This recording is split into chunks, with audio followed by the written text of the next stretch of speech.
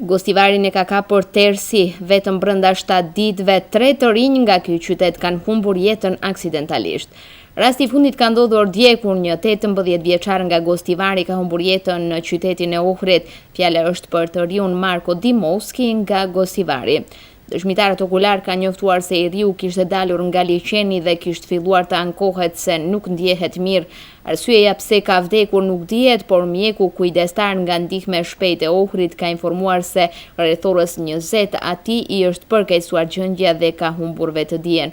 Më pas ai ka pësuar ngërçe dhe ka vdekur.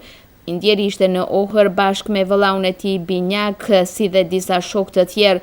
Jo zyrtarisht mësohet se i riu ka pësuar atak në zemër, por autopsia pritet ta konfirmojë shkakun e vdekjes. Trupi pa jetë me urdhër të prokurorit publik është dërguar për autopsi, prej ku pritet që të identifikohen shkaqet e vërteta që kanë qenë fatale për të riun Gostivaras. Marko Dimovski i takon moshës 18 vjeçare. Ai bashkë me vëllaun dhe shokët kanë qenë duke bërë kamping në qytetin e Ohrit, gjithsesi në pushimorin e quajtur Gradishte. Trupi i tij gjatë ditës i është dorëzuar familjes për varrim. Ndryshe, ky është rasti i tretë i ndodhur brenda një jave, ku jetën e humbën 3 djemë të ri të Gostivarit. E njëjtja e kaluar ishte e kopshme për familjen Minahi nga Gostivari. Në një aksident tragjik, jetën e humbi 31 vjeçari burri Minahi.